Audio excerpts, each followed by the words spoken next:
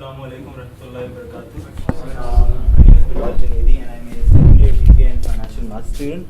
I'm an international student, and I'm running for president.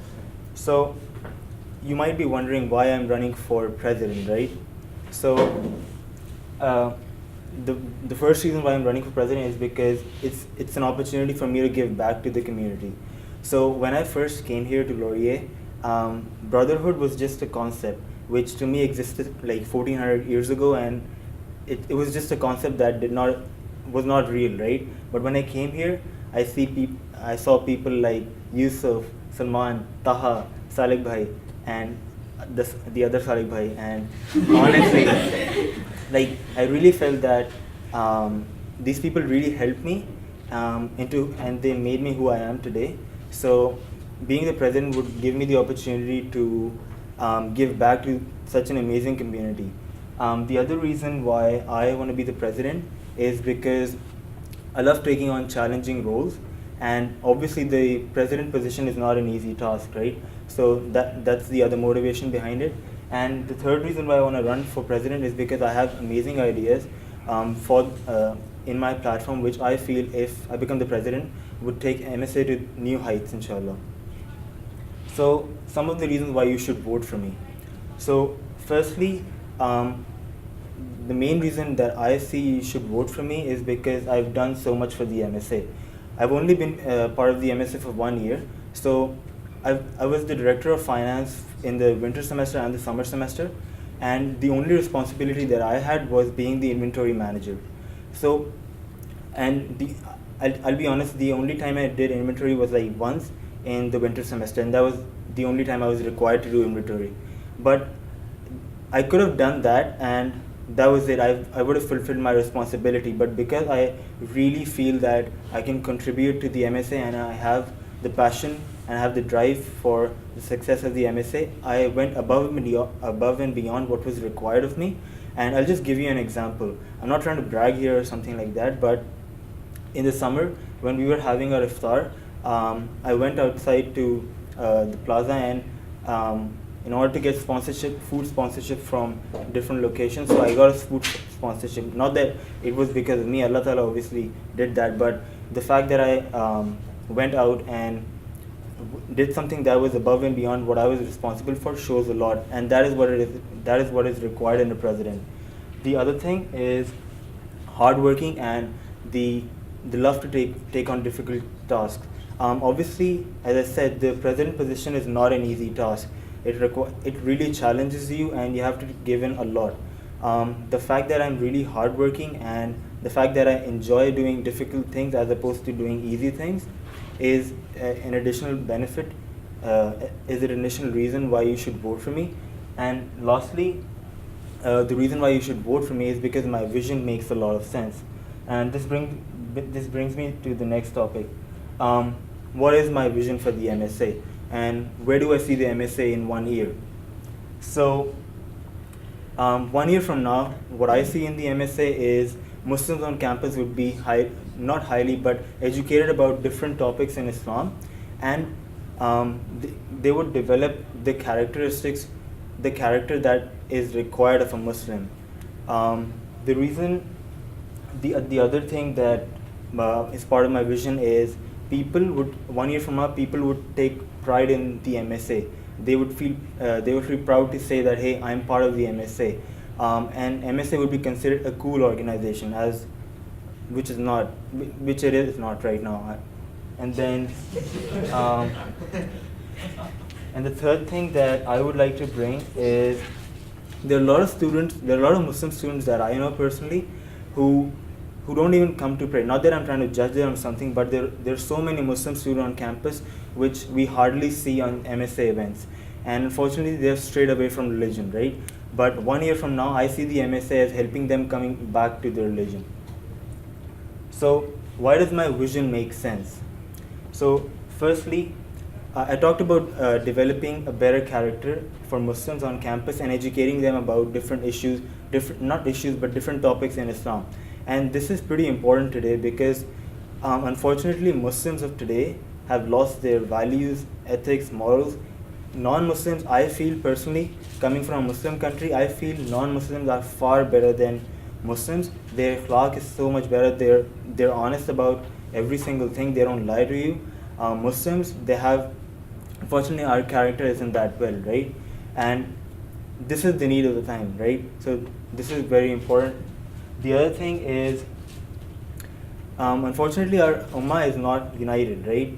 And one of the reasons why it's not united is because if there is a religious organization, I have an inferiority complex, and I will try best to not connect with that organization, right?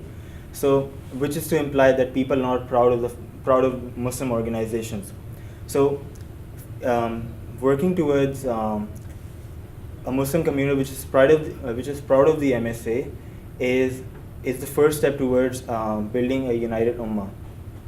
The third thing is, I talked about 1 year from now, the MSA would be helping Muslims who have strayed away from the religion to help them come back, and working on the character of, like, working on the morals, working on the ethics of Muslims is something that will help us, because let's say Hudur Pak Sallallahu Alaihi Wasallam, his character was amazing, right? And because of his character, so many people converted to Islam. So many people who had strayed away from religion came back just because of his character. So if we can work on the character of Muslims on campus, Muslims who unfortunately have strayed away from religion would obviously, inshallah, come back. And lastly, I said helping Muslims who are struggling in their religion, right? I consider that to be a personal responsibility, because let's say you pray 5 times a day, mashallah. So you will be asked on the day of judgment, you had a brother, you had a sister, did you care about his prayers? Did you care about her prayers? And working towards helping these Muslim students is because it's a personal responsibility for all of us, it makes sense for us to inculcate that into the MSA vision. So how do I plan on implementing this vision? So number one was education and character building, right? So the Quran Sharif is our holy book, but a lot of students are not Arabs, and unfortunately we don't speak Arabic, right? And when we recite the Quran, obviously some of us do make mistakes, and that is a significant sin, right? So the first thing that I would like to do is start Quran classes for Muslim brothers and sisters. I've already talked to an individual on campus, and he is willing to give his time. The second thing that I would like to do is have weekly Islamic sessions. These Islamic sessions would be geared towards building the characters of Muslims. So, and the topics that would be discussed in these sessions would be relevant to students. So, for example, time management, ethics, cheating, all these things are part of our character. All these things should be are very important in a Muslim's character, and these weekly Islamic sessions would help bring these ethics and these morals into our students and build a very good character. The third thing that I would like to do is this something I'm really passionate about. A lot of us, I think every single one of us, when we graduate, we will be dealing with interest. A lot of our decisions that we will make will deal with interest, right? Regardless of whether you are a business student, an economics student, an art student, a science student, you will have to deal with interest. Now, how our forefathers, how do they deal with interest? If their fathers like to work in a bank, that if their fathers think working in a bank is all right, then for them it's all right. If their fathers think that taking a loan from a bank and paying interest is all right, then they will do the same, right? But that is not how you're supposed to make a decision. You're supposed to make a decision based on, you're supposed to make an informed decision. So these sessions would be where I would invite people who are knowledgeable in Islam and knowledgeable in this particular area of Islamic finance, and they would give the required information to students. And I don't want MSA to be the one to make that decision for the students. I don't want the MSA to dictate that working in a bank is not right, working in an insurance company is not right. But I would want the MSA to be the one to give adequate information so that students can make an informed decision, can make an educated decision. And the second thing that I talked about was making the MSA cool and fostering pride in the MSA, right? So how do I do that?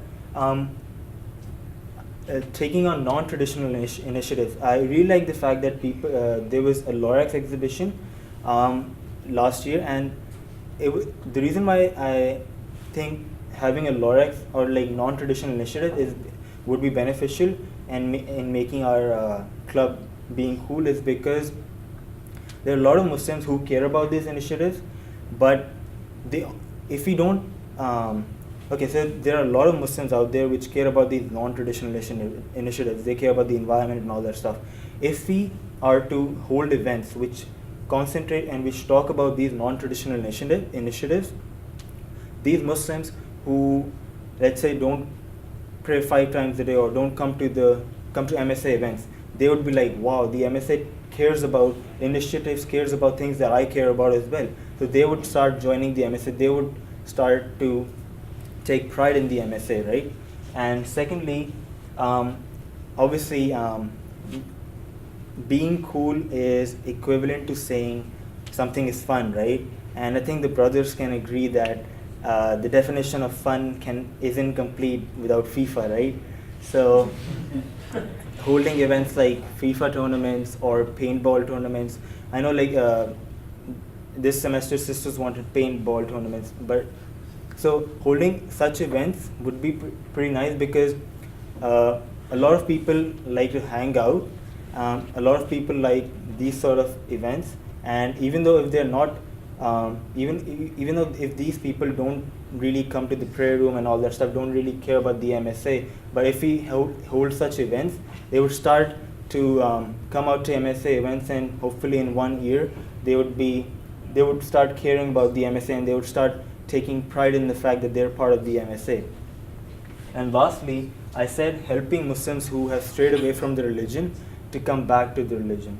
And how do I plan on doing that? Well, I plan on doing that by tackling the main issues, the reasons why such things happen. So there are 2 reasons which I thought were responsible for this. One was the company that students have, and the other is I'm not trying to say the MSA did not do as well as it could, but the MSA could have engaged more with these students. So the first thing that I would like to do is mentorship program. Mentorship program is where the first years who come in would be paired up with upper year students, and the best part about the mentorship program is, let's say you're a first year student and unfortunately you start hanging out with bad people. I'm not saying bad people, but like people who don't have that, they don't care about the akhirah or something like that, right? You'll obviously 4 years down the road, you yourself will forget that you have to answer to Allah subhanahu wa ta'ala in the akhirah, right? But if we give them a company from day one of knowledgeable and pretty hardworking individual Muslim students, they would have a very good company of students who they hang out with, and obviously inshallah they won't stray away from religion. And the other reason why this happens is because the MSA is not engaging them as it should have.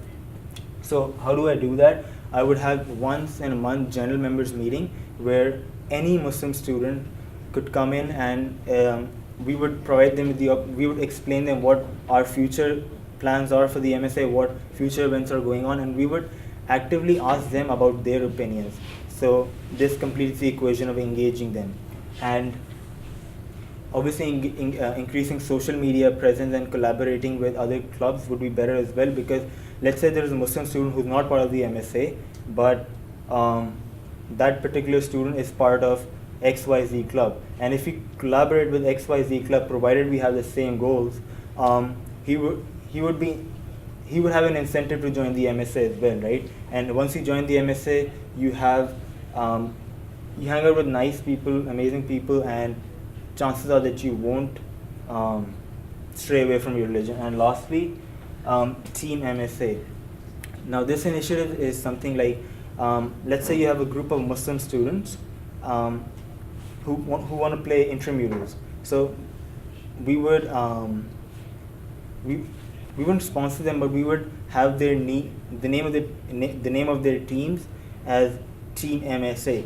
Now that, like, I think that's pretty important, because that will serve as a constant reminder that you're part of the MSA, and it's not only limited to intramurals, but it's also you can use that in case competition. A lot of business, again, this is not limited to business students. Science students, art students also have a lot of competitions.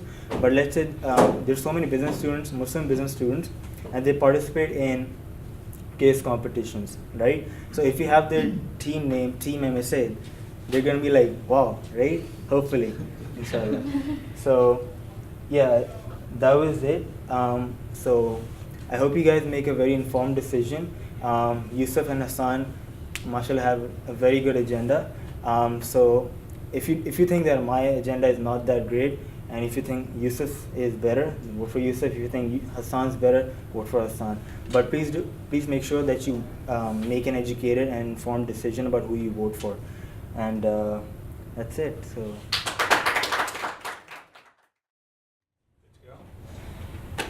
Okay. Assalamu alaikum wa rahmatullahi wa barakatuh. I'm just going to put this up, actually. If that's okay. Jazakallah. Quite a vision.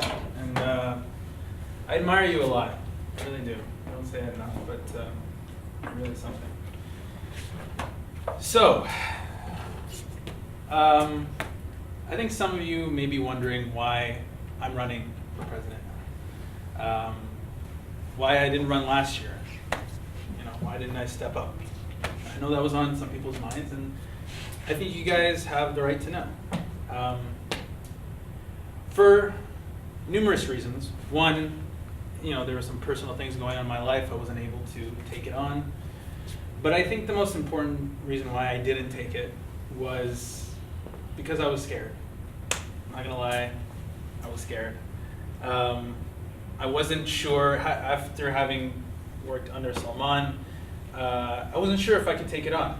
You know, presidency is a big responsibility, and I was not sure of myself. So I didn't take the position, I didn't run.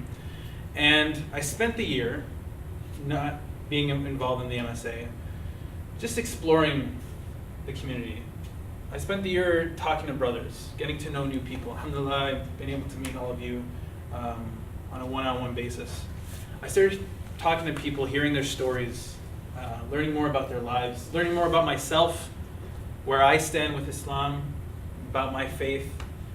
And I explored other campus clubs too. That was one thing I really wanted to do. I wanted to explore what other clubs had to offer. I'd been involved just only with the MSA since first year, and I hadn't seen what other things had to offer. So I joined other clubs. I swam the seas of Laurier. And the one thing that I realized when I did that was how much I missed the MSA.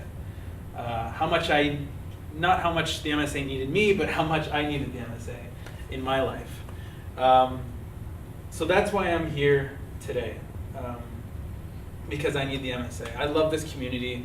I love each and every one of you, and one way or another, I want to be a part of it.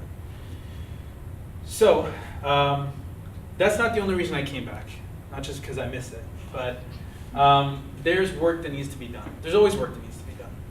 So that's why I'm here today, and alhamdulillah, I have been in a position in the year where I've not been involved with the MSA, where I've been able to make different connections with different groups. And I'll sort of talk about my experience, or my experience of what things I can offer to the MSA. So in terms of my experience within the MSA, I've been involved, I'm gonna be walking around. Yeah. Sorry, camera guy. I've been involved with the MSA since my first year of my undergrad. I started off as a director for the Dawah team under Fahim. And that was sort of like my foray into the MSA. And again, I was frightened then because that was a very big responsibility, but you know, I loved it. From there, I became the vice president of Dawah, and I worked with Yusra. and we had a lot of fun.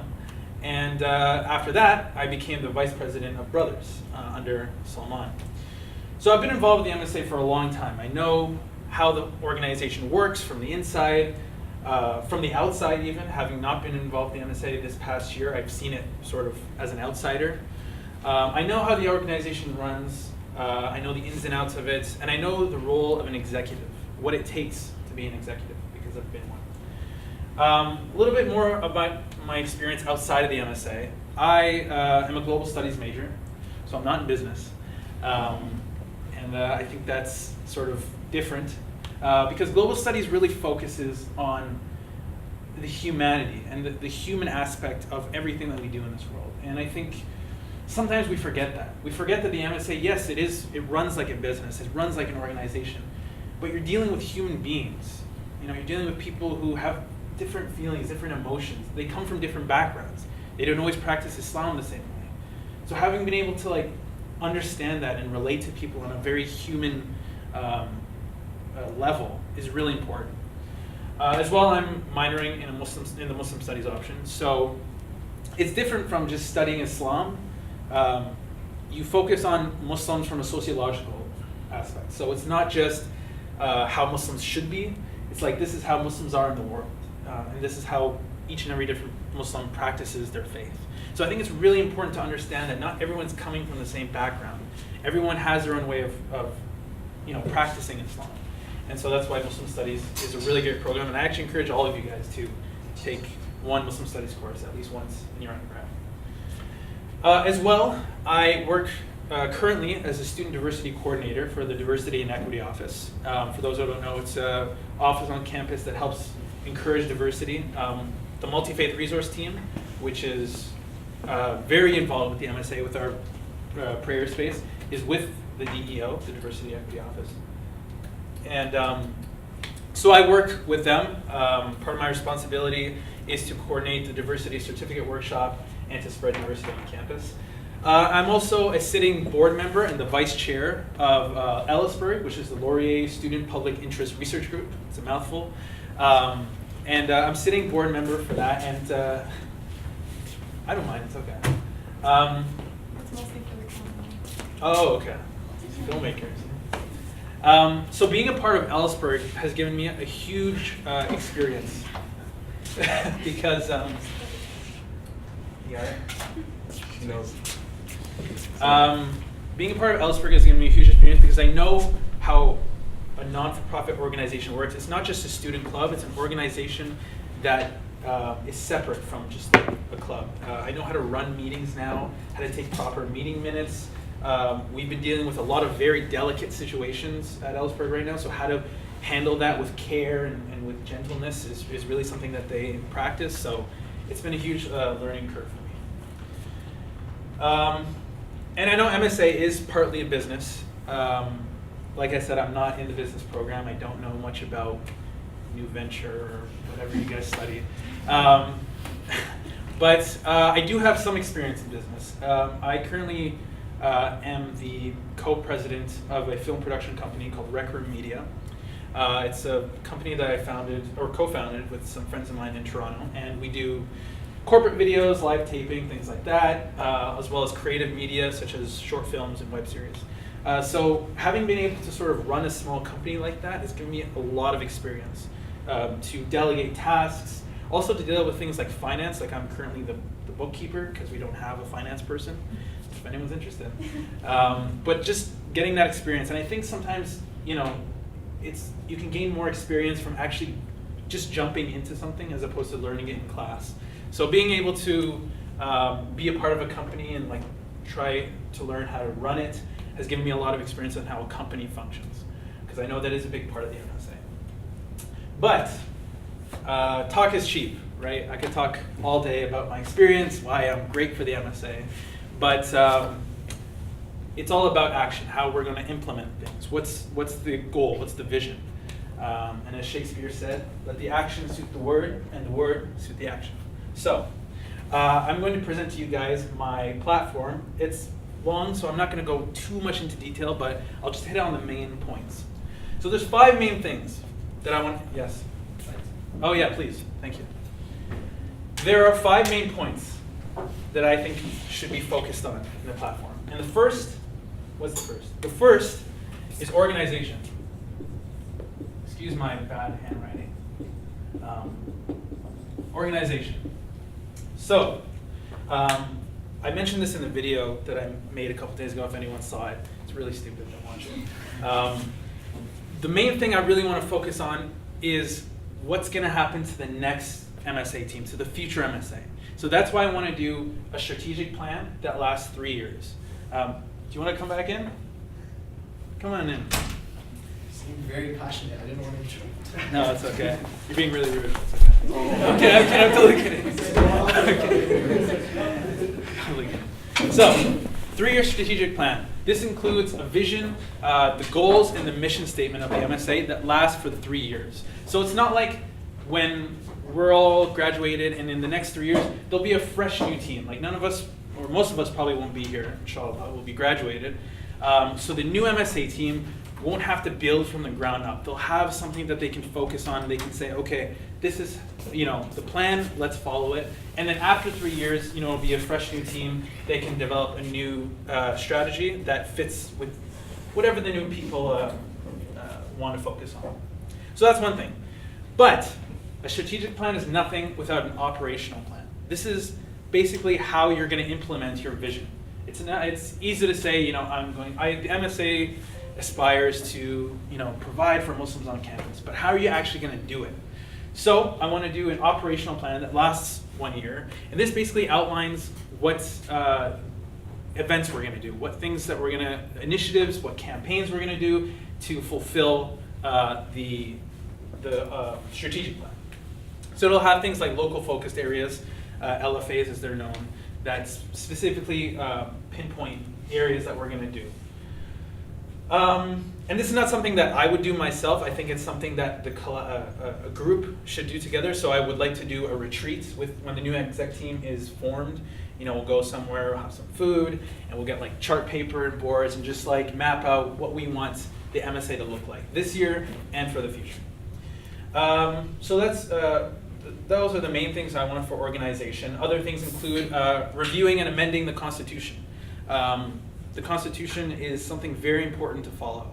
And sometimes it's easy to ignore it because you just forget about it. Constitution sounds boring.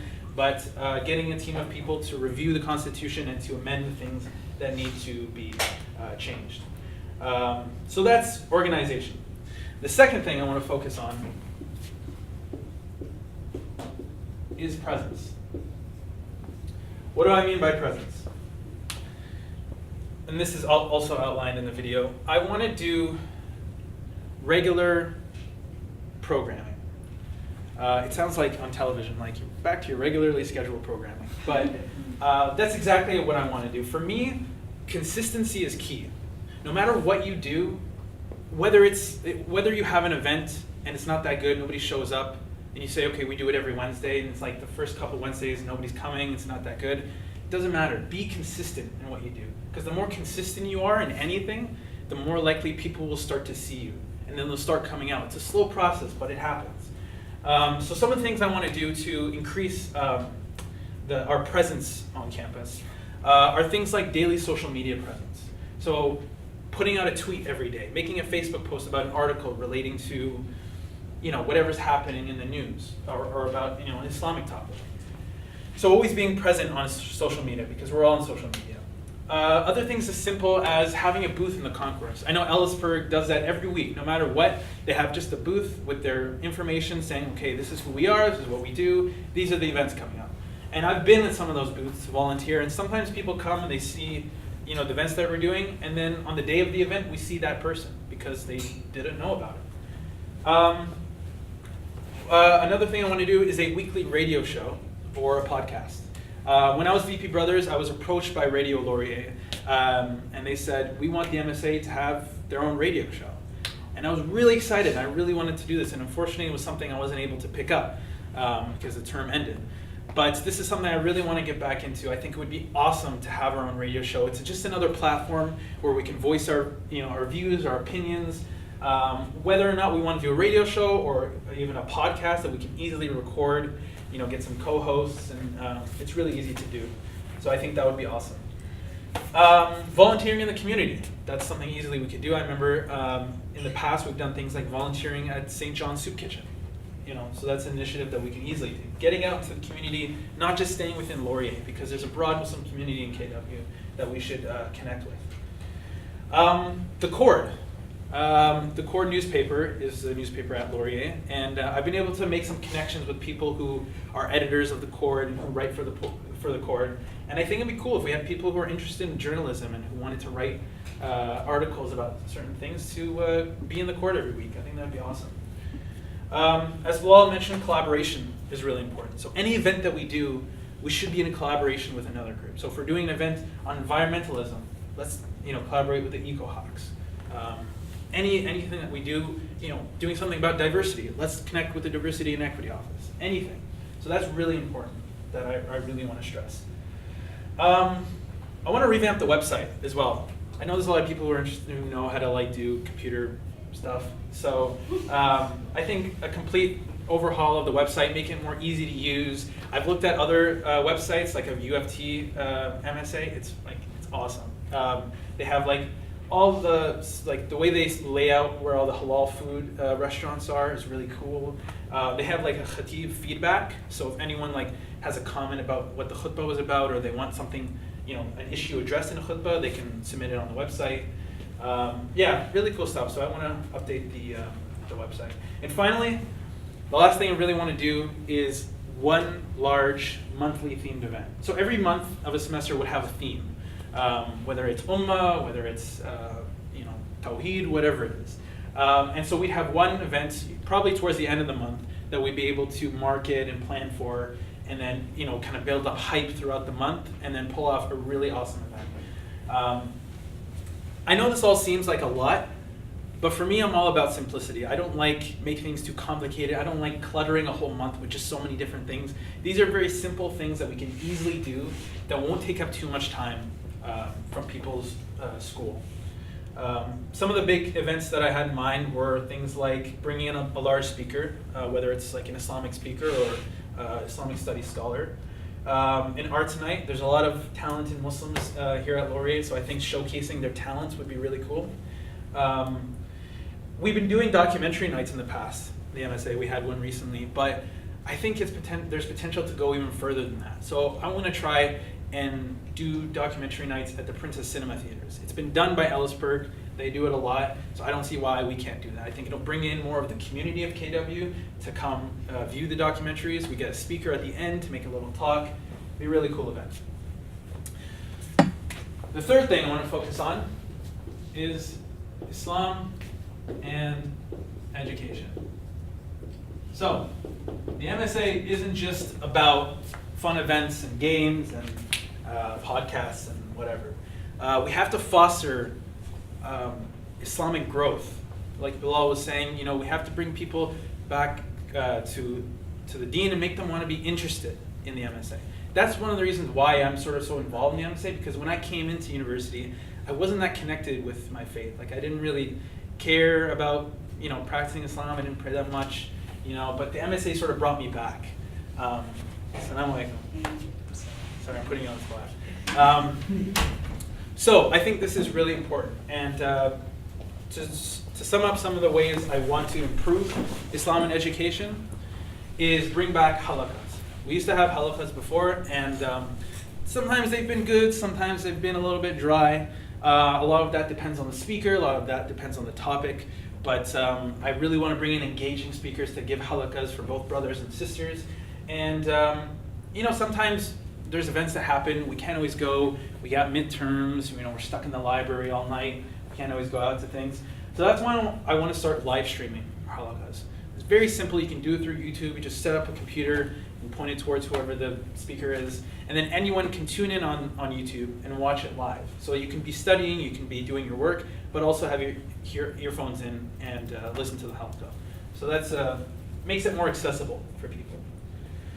As well, I want to focus on timely and themed khutbahs. So one of the things that, during the Prophet's time, sallallahu alaihi wasallam, the khutbahs used to relate to the context of what was happening during the society. So if there was something that was happening in the community, whether it was political or whatever, the khutbah would reflect that. So of course there's a lot going on in the news right now. There's a lot of issues that pertain to Muslims. And for example, a couple weeks ago when we had the unfortunate Ottawa shooting, during that week, I was hoping to come to the khutbah and hear something relating to it because, it affects our ummah. It affects all of us. I'm sure it was on all of our minds, and I think we didn't have space to sort of debrief on that. And I think it is important that we do that because we try and just ignore it. We don't want to talk about it. That's just some crazy guy, and it was some crazy guy. But nevertheless, I think it does affect us. So I think having a space to sort of whether it's talk about it or share our views on these sort of things or have the khatib sort of break it down and talk about it and sort of clear up misconceptions is really important. So timely and themed khutbahs. Going off of that note about Islamophobia, which is a reality that we all face, and I think that hasn't really been addressed too much in the MSA. Part of my job at the Diversity and Equity Office is to coordinate this thing called the Diversity Certificate Workshop. This is a workshop that anyone can do. You just do a couple of workshops and then you get this really cool certificate. And they all focus on different aspects of diversity. Now, I really want to do one about Islamophobia. I think a lot of people, especially now in our time, need to know the difference between Islam and what people are doing out there. And I think this is a really rare opportunity, not just to educate our own Muslims, because I know we all have, we think about this stuff. The actions of other people, how it reflects our deen. But not just that, but how we can educate other non-Muslims as to what the Quran really says and the struggles that we all face. Because we've all sort of faced some sort of oppression one way or another, or Islamophobia in one way. So I think that's really important to address that. And finally, in terms of Islam and education, I want to bring back the Gleb Center, the counseling services. It's a really great service that we did last year with Imam Tariq, where you get in a room and each week was about a new topic. So something that was really relatable and pertaining to Muslims. So something like gender interaction. This is something that we don't really like to talk about that much, but it was a very open forum where we can discuss and ask questions, and the Imam was there to answer it. So that was really fantastic. Okay. Second last point, and I think which is probably going to be the biggest one, how do you spell this? Is advocacy. Now, there are a lot of things that we are without as a Muslim community.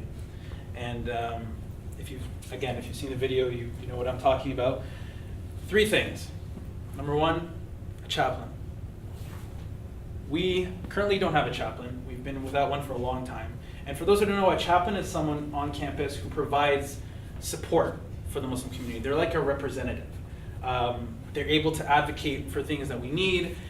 Instead of, if you need support or need questions about something, instead of going all the way to the masjid to talk to the imam, you can stay on campus and go and talk to the chaplain. They'd be able to provide support. The Jewish community has a rabbi, the Christian community has a priest, but the Muslim community has no one. So I'm currently in talks right now. I've been emailing different people currently to find a chaplaincy, to find someone to be our chaplain. And this will be a really important thing. And for any religious club, it's vital to have a chaplain. Sometimes we don't really see it, but it's very, very important. And it's not just my word that is fighting for this. The Diversity and Equity Office really wants us to have one. Laurier International really wants us to have a chaplain. They're really fighting for us, and so we need to really address this. Number 2, an alternative prayer space. Wow. Right? Get out of the closet. Yeah. Yeah, exactly. The director, sorry, I keep bringing up the Laurier, or the Diversity and Equity Office just because I work there, but the director of the DEO went and took a look at the prayer space. She just wanted to see, what it was, how it looked, and she was scared when she went there because it was like in a scary little hallway. The lights were flickering and rats were phenomenal. But of course, for us, the prayer room has become a very sacred space. It's a place where we meet and hug and pray, and it's very beautiful. And we've transformed a small little space into a really beautiful musalla. But for an onlooker, for someone who just first sees the space, it's a little bit, not welcoming, and it's a little bit scary because it's in a dark hallway. And not just that, I know there's a lot of students who are in science programs who primarily their classes take place in the science building or in Bricker Academic. And when it's time for Dhuhr, it's time for Asr, they have to bolt across campus just to come to the prayer room. Sometimes they miss Jama, and it can be hard for them. And I've spoken to some brothers and sisters who have this struggle. So I think it's really, really important that we have an alternative prayer space on the other side of campus. The new business building, yeah, we could get one there, but it's really close to the one we have now. So I think it'd be more important to have one in those buildings. And this has sort of been something that we've been talking about for a long time. I know Salman fought really hard for it during his presidency. Sorry, that scared me. But the administration hasn't really budged. Right now, we're really in a great time where not only do we want these things, but Laurier International is really fighting for us to have it. The DEO is really fighting for us to have it. And I'm in a really great position where I work closely with these people that I can be the facilitator to getting these things and making them a reality. So if we had support from those two organizations, if we had collective support, whether we sign petitions or we just, vocalize our support for this. If we have support from professors, there's a whole Muslim studies department that would love to advocate for us. If we had all of this support, especially from the community, I don't see any way that we can't get a new prayer room.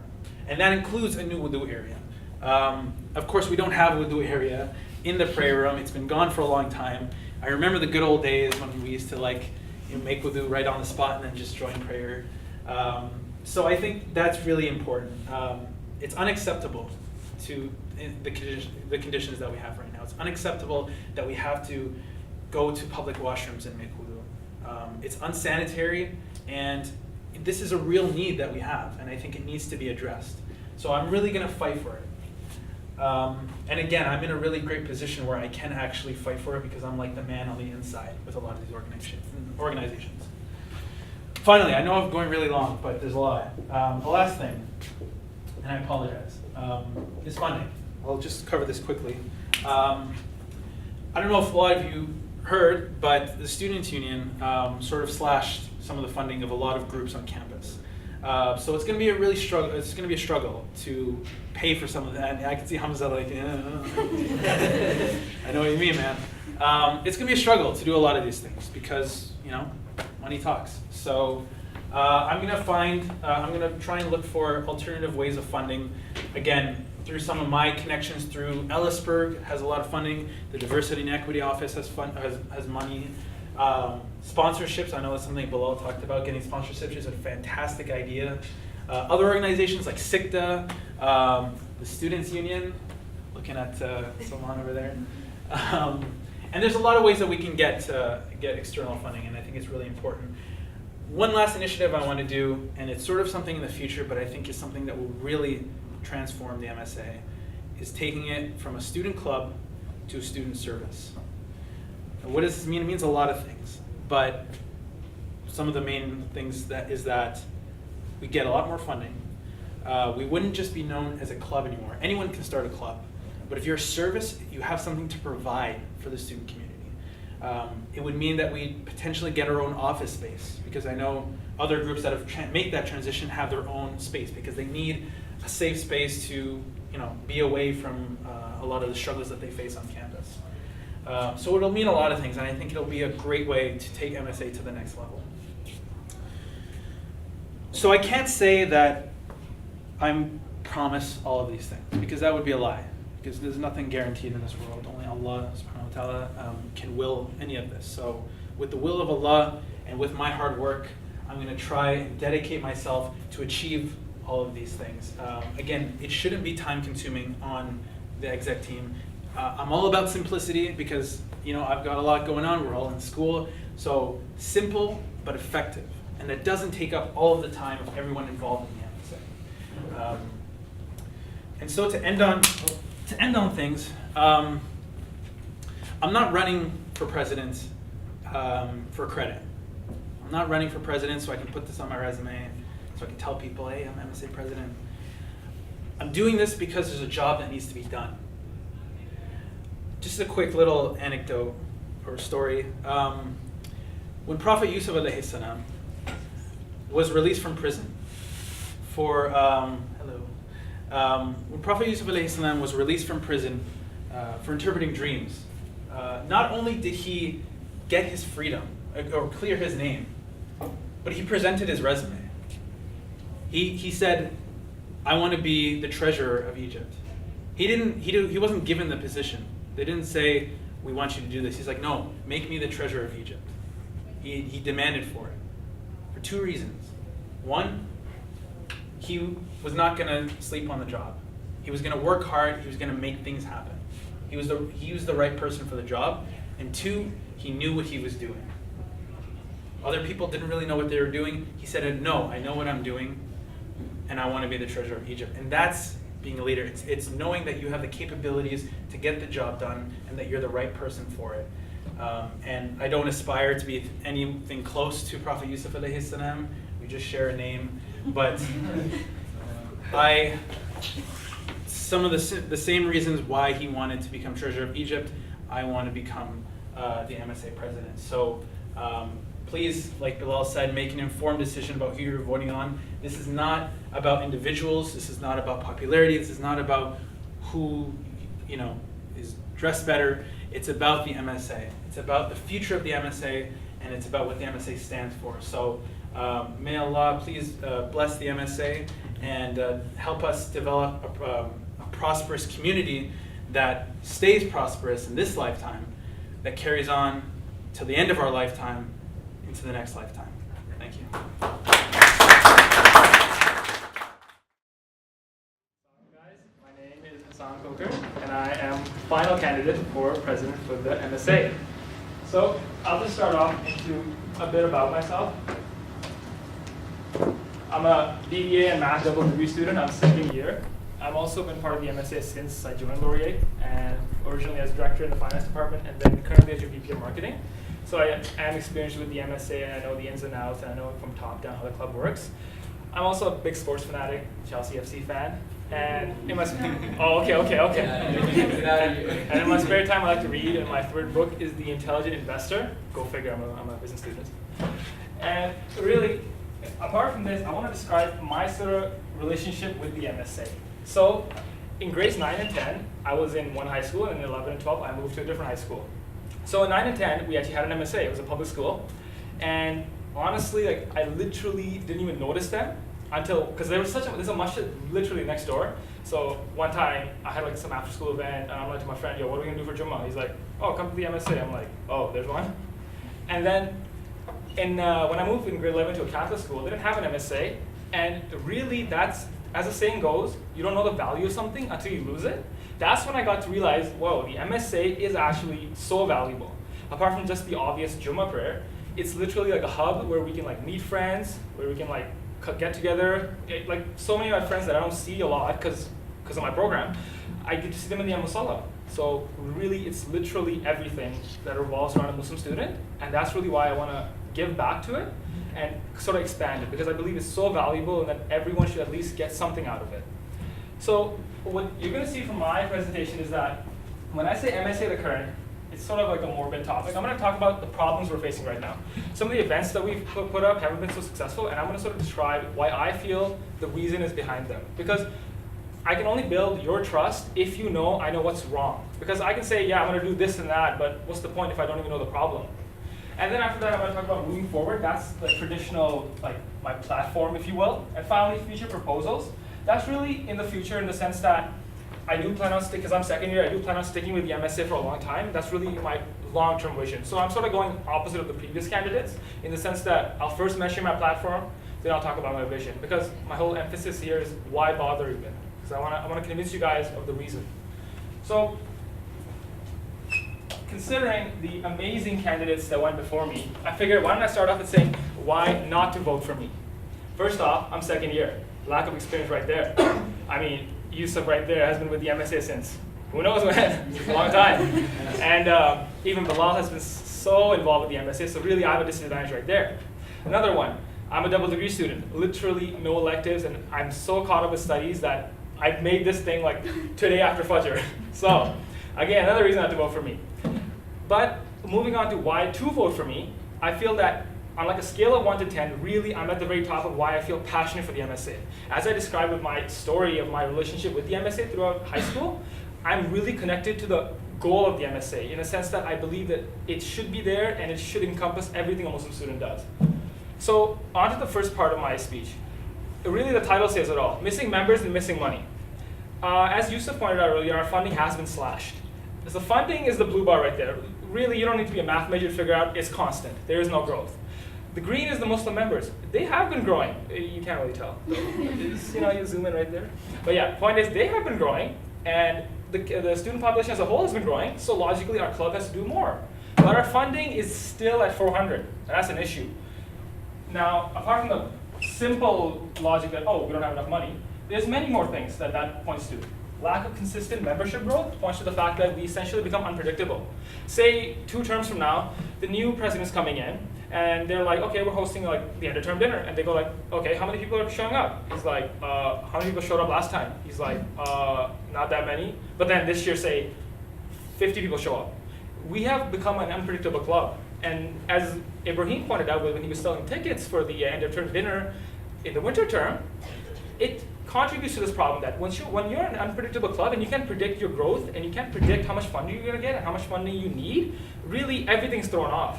Like, you just can't plan for anything.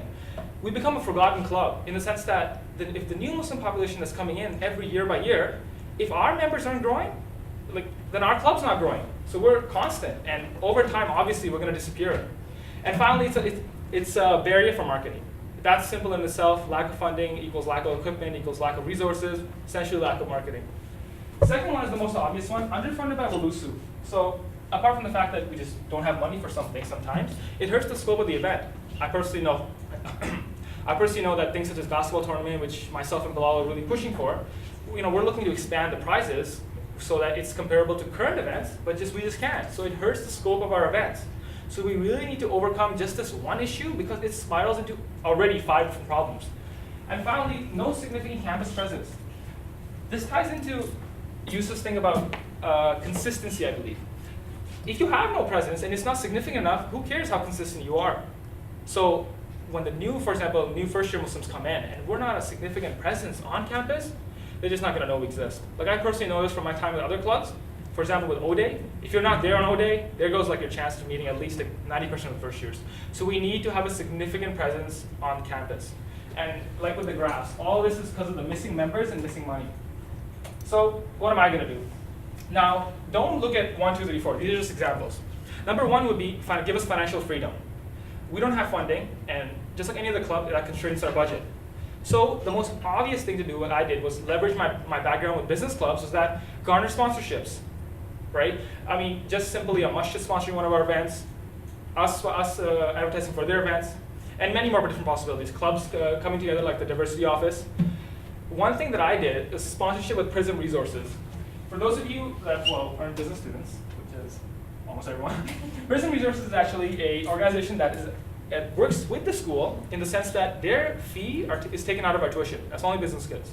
And they provide access to cameras, laptops, all sorts of equipment. They have these labs with Adobe and everything. So basically, equipment is their thing, and training. Now, they have, sorry to be informal, they have money to blow. They have a lot of money because they take $65 out of the tuition of every business kid every semester. So what I did was I approached them for sponsorship, essentially.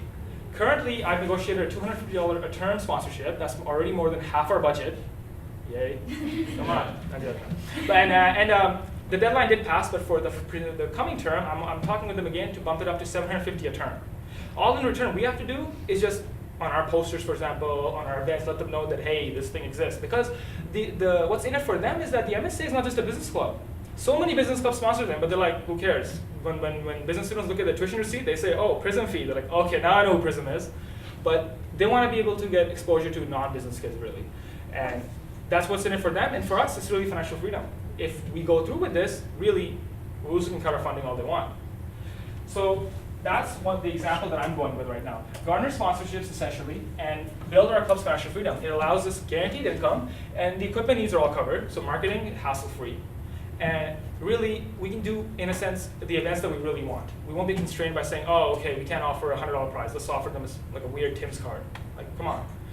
So moving on with that, the next point I noted was that our campus presence needs to be, well, actually real in the sense that not just kids that know MSA VPs know about us. And what I mean by that is, like, I got exposed to the MSA because my friends are VPs. Now, that's all good and all for me to get in, but I mean, say if a first year doesn't know any VPs in the club, that's horrible, essentially. You're just saying you don't even exist.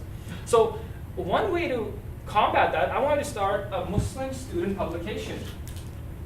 This is from my friends at the U of T MSA. They run something called the Muslim Voice. I want to do something similar. We already have all the talent in the school. I mean, we have some amazing members. And I've even been in contact with the Atrium, which is essentially the core, but just for business kids. And so publishing resources are all taken care of. And I feel that this way we'll be able to push the club, monthly, weekly, whatever we decide, they'll know we exist. And like one of the brothers mentioned that our newsletters are lengthy, you know, these are like short articles. Perfect. It fits perfectly in line with what students want out of the MSA, to keep in touch with them. We'll promote our presence, and in return, like, it just builds our club, and marketing will be hassle-free again. Coming to the third point, that essentially why the club really suffers from whatever it suffers, like why our events aren't like organized and everything, it comes down to organizational behavior. And the structure of an organization is honestly its weakest link in any organization. I don't care if you're like an army or like you're a campus club. If you're not organized, you're gonna get decimated. So what I want to do is I want to redesign the entire club structure. Now, don't get alarmed saying, oh, I'm revamping every position. I'm not. What I'm changing is the way each position interacts with every other position. For example, the most obvious one, meetings. Currently, look at the very last column, general meeting. We don't even have one. So when I was a director in the finance department, I didn't even meet marketing. I didn't even know who marketing was. And now I'm VP marketing. The transition was bad. And I didn't have anyone to, in a sense, to turn to say, oh, who's the old VP marketing? Maybe I can ask them, you know, as I'm transitioning into this role. So really, it's a step-by-step process I want to implement, and I really want to be strict with this. First, we need a plan and strategy. We don't just need an informal meeting where we meet and say, okay, how's this event going? Okay, we got that issue? Okay, yeah, let's brainstorm right now, and then let's see how we can fix it. That's all good, but when an event is so big as the end of term dinner, you're not going to get through with this. You can't have a 1 hour meeting and say, okay, the end of term dinner, we're good. It doesn't work like that. So I want to have a VP meeting with the president. That's where essentially the planning and the strategy takes place. Then each VP talks with their directors. That's where the execution takes place. They say, okay, graphic designer, make the posters. Bookkeeper, get the expenses. And finally, I want to have a general meeting because I want the club to have a sense of unity. Each director, say in the finance department, should know that they have an influence of the marketing department because logically, budget is a part of marketing's life.